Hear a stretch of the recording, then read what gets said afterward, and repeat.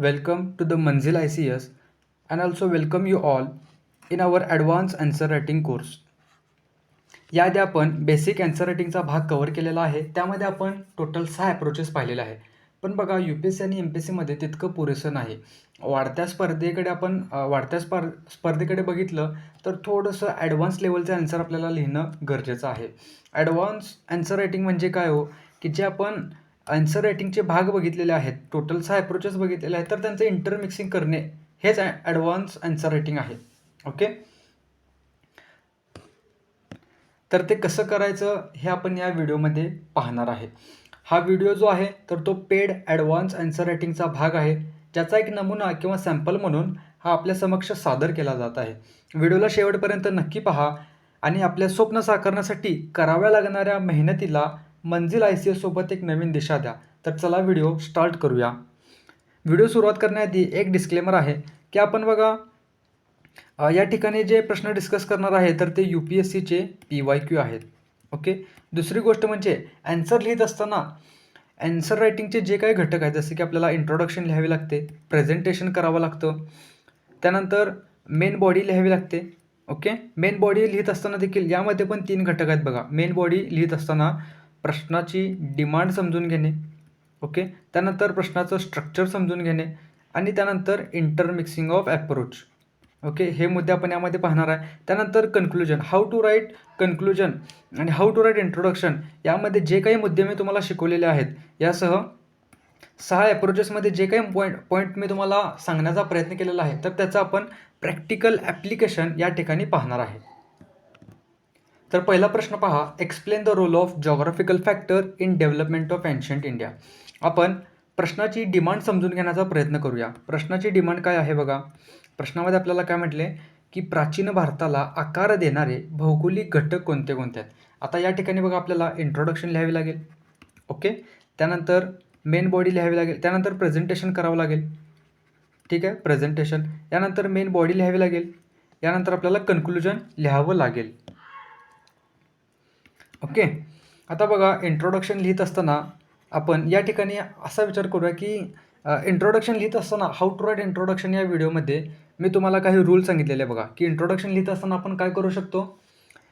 Introduction लिहिण्याआधी बघा आपल्याला primary keywords find out करणं गरजेचं आहे. आता या ठिकाणी आपण प्रायमरी कीवर्ड्स बघूया. प्रायमरी कीवर्ड्स कोणते कोणते आहेत. एक तर जॉग्राफिकल फॅक्टर आहे, यानंतर एन्शंट इंडिया आहे. बघा मी असंच तुम्हाला सांगितलेलं ना की हाऊ टू राईट इंट्रोडक्शन या व्हिडिओमध्ये मी तुम्हाला बोललेलो की इंट्रोडक्शन लिहित असताना सर्वात प्रथम आपल्याला प्रश्नातील प्रायमरी कीवर्ड्स फाइंड आउट करणं गरजेचं आहे. आपण प्रायमरी कीवर्ड्स फाइंड आउट केले, आपलं पहिलं काम झालं. आता या ठिकाणी आपण हे पाहूया की मला याची डेफिनेशन लिहिता येते का. ओके. डेफिनेशन बेस्ड काय करता येते का बघा, की प्रश्न पाहिल्यानंतर आपल्याला असं वाटते की जॉग्राफिकल फॅक्टर आणि एन्शंट इंडिया यांना डिफाईन करणं थोडंसं कठीण आहे असं आपल्याला दिसून येते. ठीक आहे, आपण दुसरीकडे जाऊ की चालू घडामोडी आधारित आपल्याला इंट्रोडक्शन लिहिता येते का. आपण पाहूया की करंटमध्ये काय कंटेक्स्ट आपल्याला सापडतो का, तर तो देखील या ठिकाणी लिहिणं थोडंसं अवघड वाटते. मग अशा वेळी काय करायचं की active to passive. Okay. Active to passive करायचं. ठीक आहे, हा तर झाला इंट्रोडक्शनचा भाग. यानंतर बघा मेन बॉडीमध्ये पण बघा 2 प्रायमरी कीवर्ड्स आपल्याला दिसून येतात. बघा हा प्रश्न आहे ना कोणत्याही रेफरन्स बुकमध्ये आपल्याला सापडत नाही. मग अशा वेळी तुम्ही काय करणार, प्रश्न सोडून देणार का, तर अजिबात नाही. ओके. या ठिकाणी आपले अप्रोचेस कामाला येतात बघा, की तुम्ही काय करा, जॉग्राफिकल फॅक्टर आपल्याला म्हटलं नाही तर मेन बॉडी लिहित असताना काय करा, जॉग्राफिकल फॅक्टर म्हटले, या ठिकाणी तुम्ही कंपोनंट अप्रोच लावा. ओके. Component approach. तर जॉग्राफिकल फॅक्टर कोणते कोणते आहेत, तर बघा रिव्हर जॉग्राफिकल फॅक्टर आहे, बरोबर आहे. त्यानंतर माउंटन्स जॉग्राफिकल फॅक्टर आहे. त्यानंतर आपण म्हणू शकतो प्लेन्स. ओके. मैदानी भाग जॉग्राफिकल फॅक्टर आहे. त्यानंतर बघा बंदरे जे आहेत, बंदर ज्याला आपण पोर्ट म्हणतो, जॉग्राफिकल फॅक्टर आहे. त्यानंतर बघा जमिनी, ओके, किंवा भूस्थलाकृती ज्याला आपण इंग्रजीमध्ये टोपोग्राफी म्हणतो, जॉग्राफिकल फॅक्टर आहे, याचा आपण विचार केला. त्यानंतर बघा एन्शंट इंडिया असं देखील यामध्ये म्हटलेलं आहे. मग एन्शंट इंडियामध्ये काय काय येते हो, एन्शंट इंडियामध्ये बघा हडप्पा संस्कृती येते. त्यानंतर बघा ऋग्वेद कालखंड आहे. ओके. महाजनपदे आहेत. यानंतर बघा आपण संगम युग पाहतो. काय पाहतो त्यामध्ये आपण, संगम एज आहे. ओके. आता आपल्याला या ठिकाणी प्रश्न जरी माहीत नसला तरी देखील आपण त्याला अटेंड करू शकतो. आता हे जे कंपोनंट आहेत त्याला आपल्याला या टाईमलाईनची, ही जी टाईमलाईन आहे ना एन्शियंट इंडियाची, त्याच्यासोबत आपल्याला इंटरलिंक करायचं आहे आणि यालाच म्हणतो आपण इंटरलिंकिंग ऑफ अप्रोचेस. कसं करायचं व्हिडिओमध्ये आपण पाहणार आहे. वेट करा. यानंतर बघा कन्क्लुजन आपल्याला लिहावं लागणार आहे. कन्क्लुजन देखील लिहित असताना या ठिकाणी बघा की प्रश्नाचा रोग बघा. प्रश्न हा कम्प्लिटली एन्शियंट इंडियावरही नाही आणि कम्प्लिटली जॉग्राफीवरही नाही. ओके. प्रश्न स्वतः इंटरमिक्सिंग ऑफ सब्जेक्ट आहे की आपल्याला प्राचीन भारत आणि भूगोल यांचं इंटरमिक्सिंग करून प्रश्न विचारलेला आहे. तर त्यामुळं या ठिकाणी अगेन ॲक्टिव्ह टू पॅसिव्ह असं कन्क्लुजन लिहिणं हे योग्य ठरेल. हे झालं आपण प्रश्नाची डिमांड आणि प्रश्नाचं स्ट्रक्चर समजून घेण्याचा प्रयत्न केला. आता आपण यांचं प्रॅक्टिकल ॲप्लिकेशन पाहूया. ठीक आहे.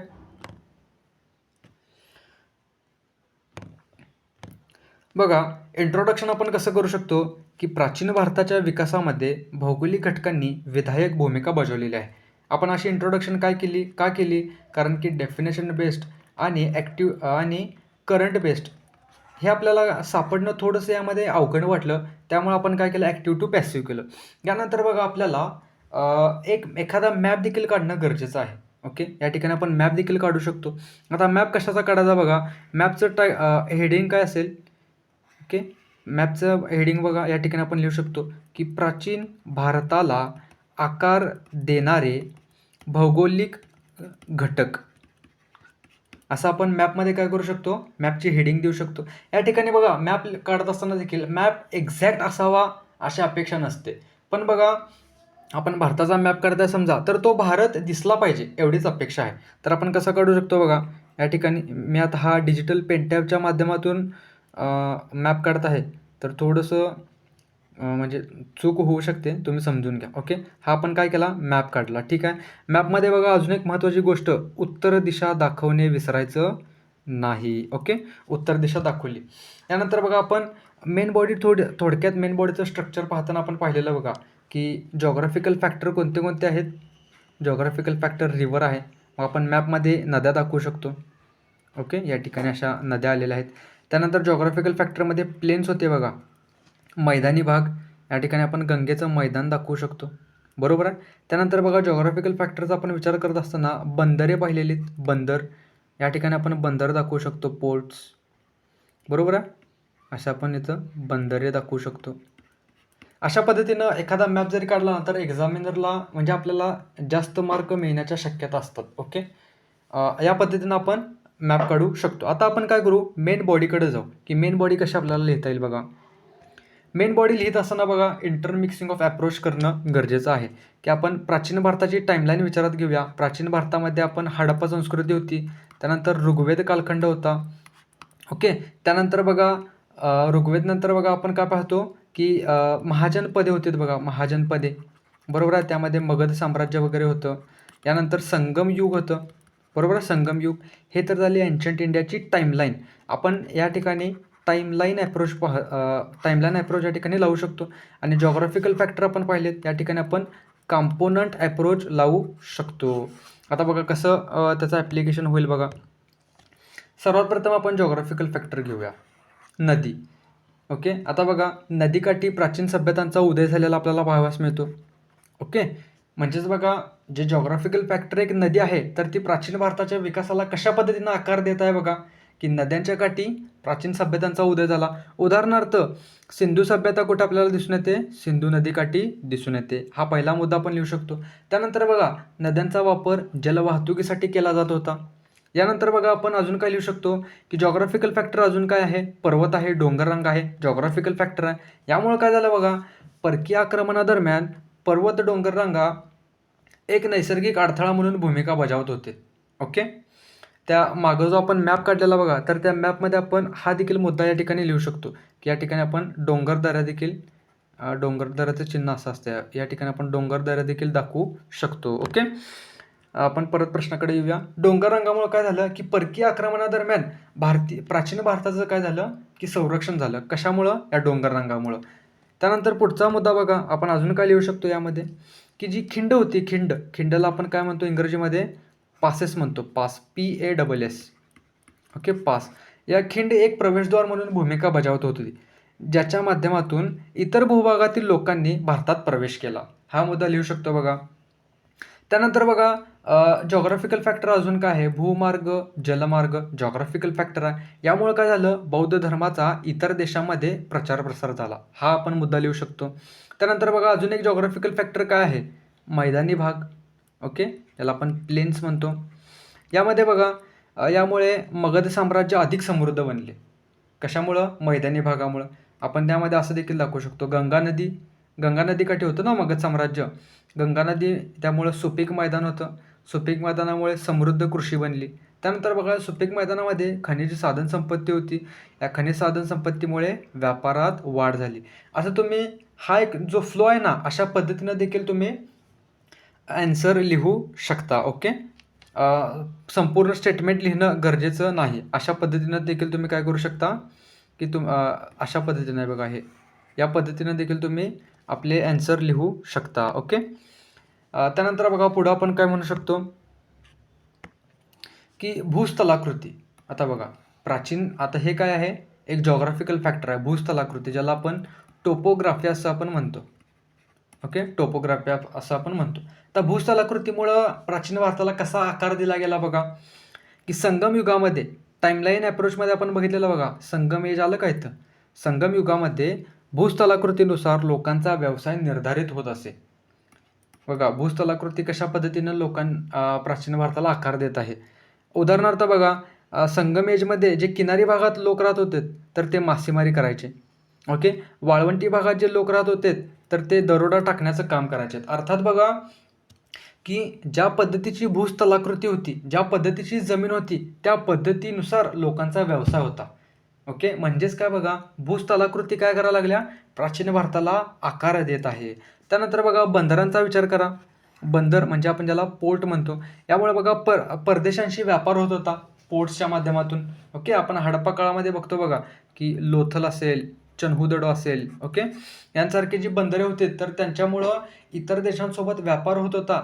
आणि बघा आपण पाहतो बघा की इतरांसोबत जर का व्यापार वाढला तर ॲटोमॅटिकली काय होतं की त्या सभ्यतेचा, त्या संस्कृतीचा विकास होत जातो.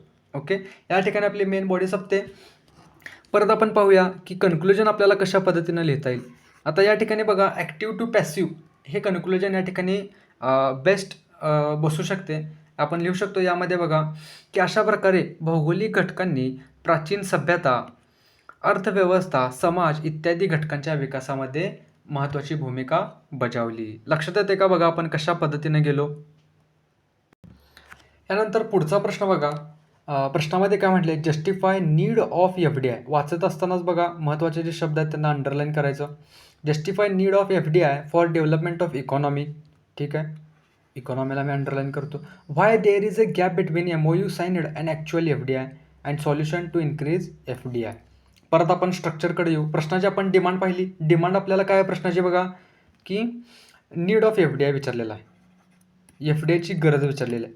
ही पहिली डिमांड आहे. दुसरी डिमांड काय आहे की गॅप काय आहे, की FDI, अपेक्षित FDI आणि वास्तविक FDI यांच्यामध्ये गॅप का आहे, हा आपला दुसरा प्रश्न आहे. FDI stands for foreign direct investment, ज्याला आपण म्हणतो थेट परकीय गुंतवणूक. ओके, FDI स्टँड्स फॉर थेट परकीय गुंतवणूक. थेट परकीय गुंतवणुकीची गरज काय आहे, हा पहिला डिमांड आहे. प्रश्नाची डिमांड ही पहिली आहे. दुसरी डिमांड काय आहे की FDI जी अपेक्षित थेट परकीय गुंतवणूक आहे आणि जे वास्तविक थेट परकीय गुंतवणूक आहे याच्यामध्ये फरक काय आहे, का आहे, हा दुसरा डिमांड आहे. तिसरी डिमांड काय आहे प्रश्नाची की आपल्याला FDI वाढवण्याचे उपाय द्यायचे आहेत. ओके, प्रश्नाची डिमांड समजली का बघा? डिमांड लक्षात येते. त्यानंतर बघा आपल्याला इंट्रोडक्शन लिहावे लागते. इंट्रोडक्शनचा आपला रूल काय आहे की महत्त्वाचे कीवर्ड्स ते इंट्रोडक्शनमध्ये येणं गरजेचं आहे. आता यामध्ये महत्त्वाचे कीवर्ड्स काय आहेत बघा? FDI आहे आणि इकॉनॉमी आहे.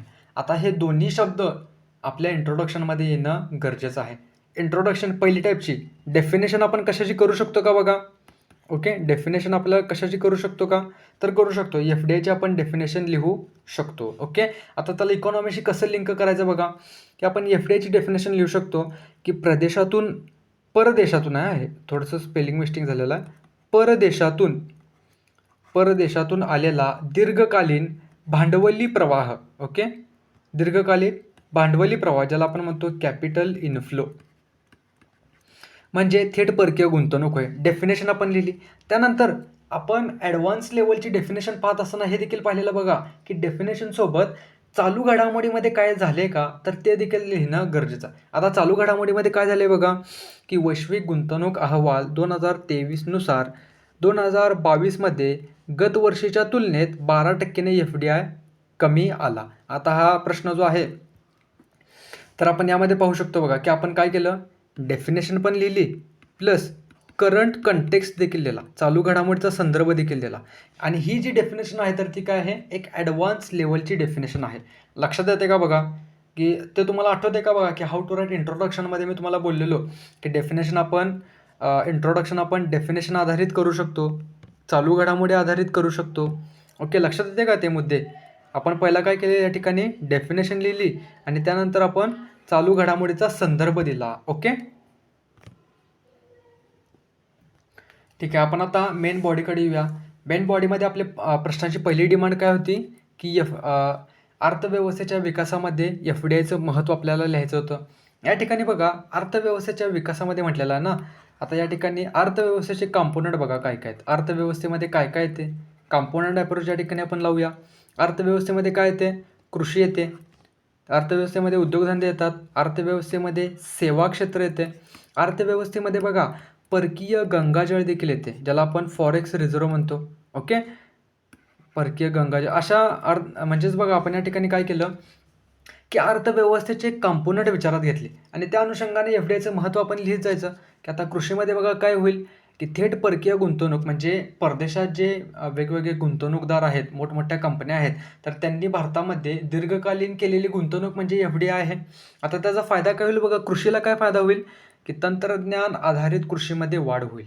ओके, त्यानंतर बघा अजून काय होईल की कृषीचे यांत्रिकीकरण होईल, याला आपण म्हणतो मेकॅनायझेशन ऑफ ॲग्रिकल्चर होईल.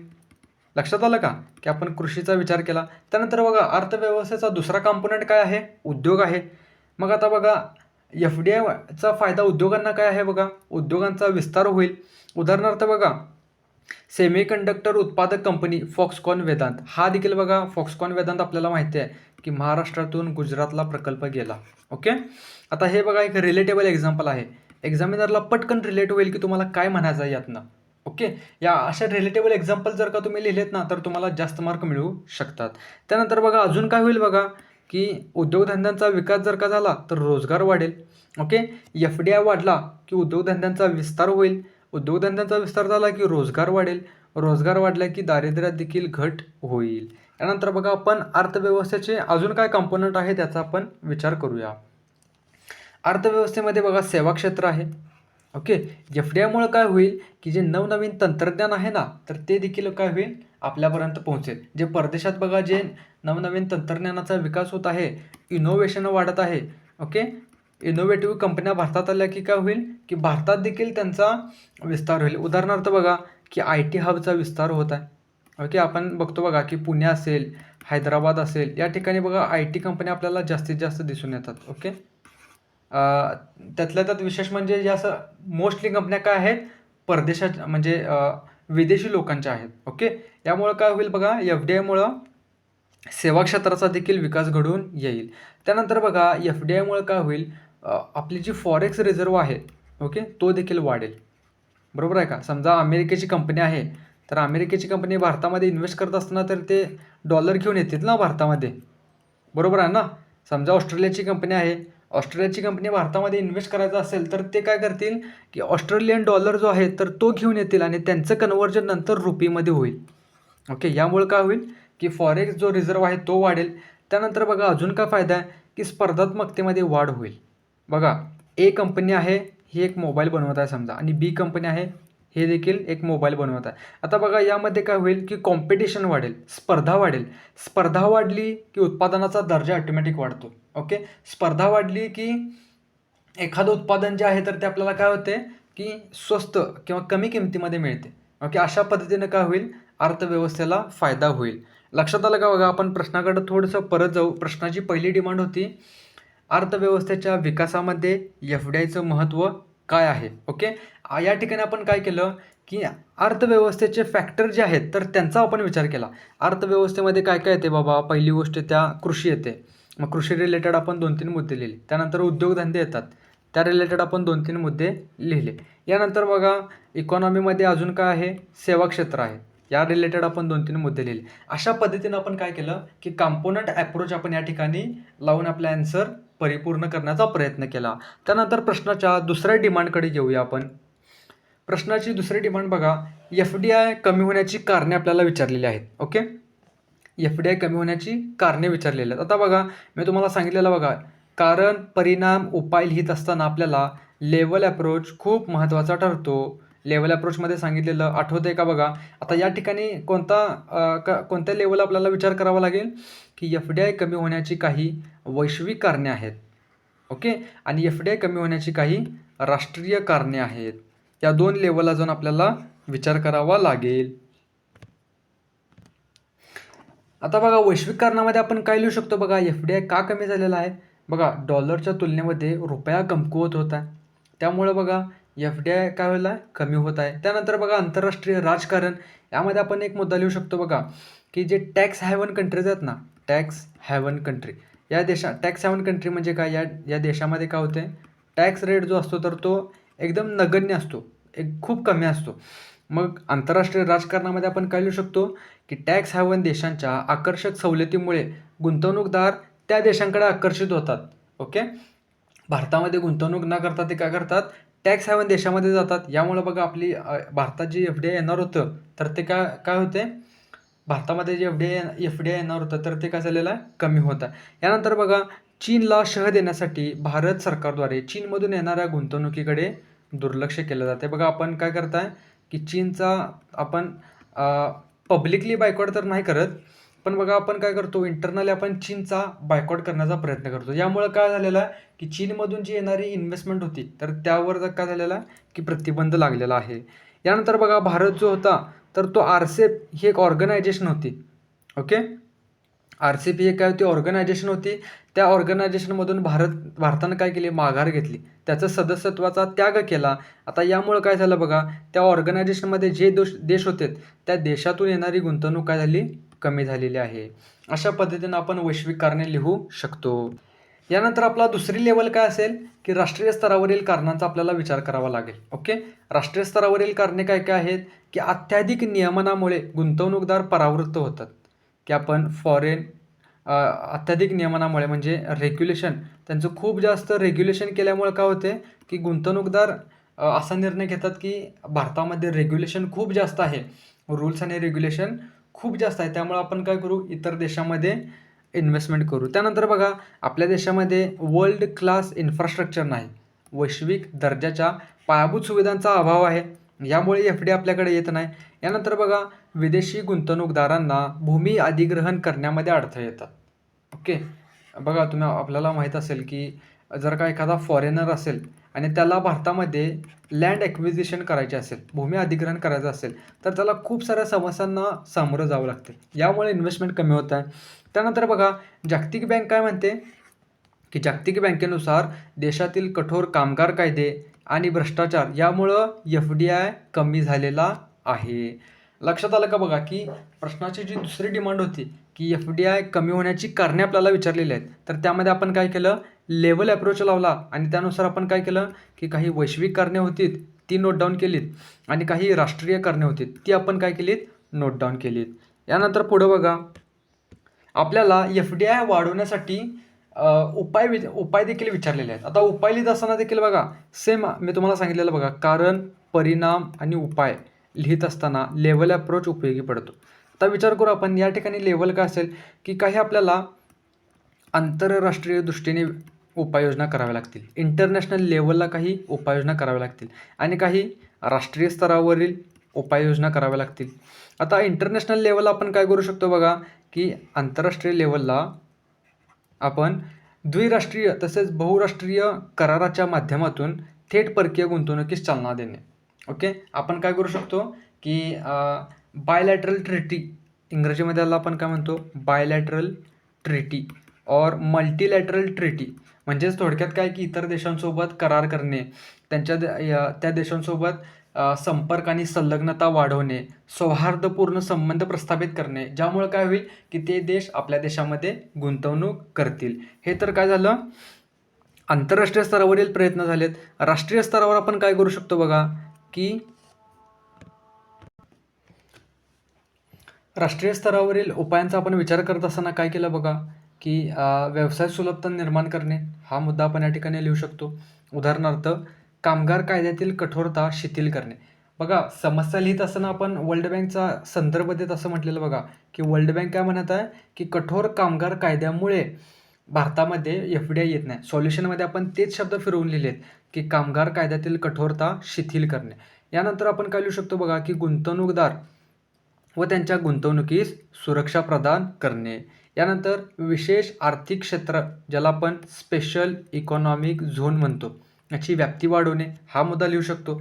त्यानंतर पायाभूत सुविधांचा विकास करणे, हा देखील आपण यामध्ये मुद्दा लिहू शकतो. आता जर का तुम्ही थोडंसं व्यवस्थित जर का विचार केलात, मी काही शब्द अंडरलाईन करतो, ते तुम्ही शब्दावर व्यवस्थितपणे थोडंसं विचार करा. हे जे सर्कल केलेले पॉईंट आहेत ना, व्यवसाय सुलभता, गुंतवणूकदार व गुंतवणुकी सुरक्षा, स्पेशल इकॉनॉमिक झोन, विशेष आर्थिक क्षेत्र, पायाभूत सुविधा, बहुराष्ट्रीय करार, या शब्दावर थोडंसं तुम्ही विचार-विमर्श करा, व्हिडिओ पॉज करा आणि मला सांगा, की म्हणजे तुम्हाला यातून काय जाणवतंय? एक थोडंसं व्हिडिओ पॉज करा आणि मला सांगा, की तुम्हाला हेच जाणवते की सिलॅबस पॉईंट आहे. लक्षात येते का? म्हणजेच आपण अप्रत्यक्षपणे या ठिकाणी सिलॅबस पॉईंट अप्रोच देखील वापरलेला आहे. बघा, आपल्याला व्यवसाय सुलभता हा आपल्याला GS3 इकॉनॉमीमध्ये आपण व्यवसाय सुलभता वाचतो. ईज ऑफ डुईंग बिझनेस हा मुद्दा आहे. त्यानंतर बघा, कामगार कायदे GS2मध्ये वाचतो आपण. वाचतो का? त्यानंतर बघा, इन्व्हेस्टमेंट मॉडेल, ओके, गुंतवणूक आणि गुंतवणूकदारास सुरक्षा, हा मुद्दा कुठं वाचतो आपण? हा मुद्दा आपण वाचतो GS3मध्ये. त्यानंतर स्पेशल इकॉनॉमिक झोन आहे का सिलॅबसमध्ये नमूद? आपण अभ्यास करत असताना वाचनात येते का आपल्या? त्यानंतर बघा, इन्फ्रास्ट्रक्चर तर स्पष्टपणे सिलॅबसमध्ये नमूद आहे. त्यानंतर बघा, हा आपण इंटरनॅशनल रिलेशनचा जेव्हा अभ्यास करत असतो, तर तेव्हा आपण बायलॅटरल ट्रेटी, बहुराष्ट्रीय करार यांसारखे मुद्दे वाचतो. म्हणजेच मला तुम्हाला म्हणायचं असं आहे, की आपण एकच अप्रोच आहे, लेवल अप्रोच आहे, पण त्यामध्ये देखील आपण इंटरमिक्स करून काय केलं, सिलॅबस पॉईंट अप्रोच याचा देखील वापर केला.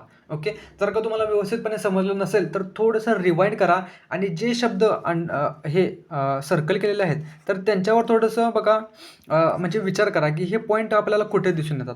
म्हणूनच मी तुम्हाला वारंवार बोलत आहे की सिलॅबसचे पॉईंट तोंडपाठ करा, याचा तुम्हाला खूप फायदा होईल.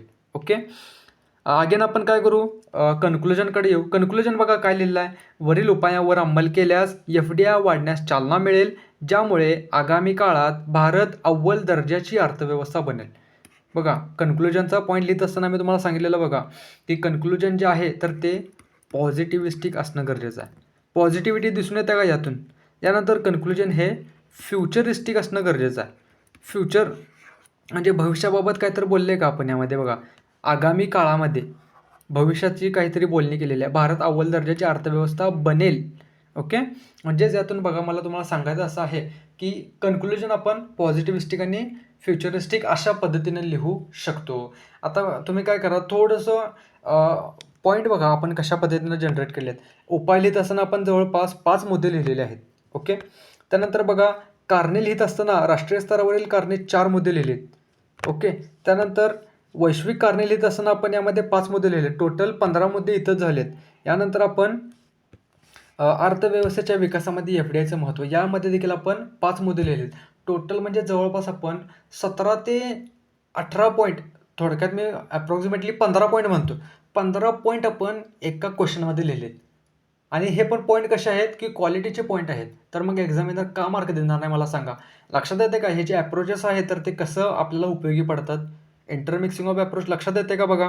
ओके, अशाच पद्धतीने बघा, आपण आपल्या ॲडव्हान्स आन्सर रायटिंग कोर्समध्ये इन डिटेलमध्ये आपण जवळपास 20 ते 25 तास आपण काय करणार आहे, इंटरमिक्सिंग ऑफ अप्रोचेसवर चर्चा करणार आहे. यामध्ये आपण intro, presentation, main body, conclusion सर्व काही इन डिटेल पाहणार आहे आणि सब्जेक्ट वाईज पाहत जाणार आहे, की एन्शंट इंडिया असेल, आर्ट अँड कल्चर असेल, मॉडर्न हिस्ट्री असेल, जिओग्राफी असेल, सब्जेक्ट वाईज पाहत जाणार आहे. यानंतर बघा, याचा महत्त्वाचा भाग म्हणजे आपण टॉपरच्या कॉपींचे ॲनालिसिस देखील यामध्ये आपण करणार आहे, जे 8 ते 10 तासांचा असेल, एक एक तासा हिशोबाने. यानंतर ब्रेनस्टॉर्मिंग सेशन. ओके, म्हणजे थोडक्यात आपण हे जे अप्रोचेस आपण पाहिलेले आहेत, तर त्या अप्रोचेसचा वापर करून सर्वच्या सर्व सिलेबसमधील महत्त्वाचे मुद्दे हे आपण रिवाईज करणार आहे. ओके, जर का तुम्ही या कोर्समध्ये एनरोल केलेलं नसाल, तर लवकरात लवकर एनरोल करा. या कोर्सची फी 2499 आहे. पण लॉन्च ऑफर म्हणून हा आपण फक्त 1499ला अवेलेबल करून देत आहे. यासाठी तुम्हाला काही शंका असतील तर तुम्ही या नंबरवर संपर्क साधू शकता. Okay, thank you.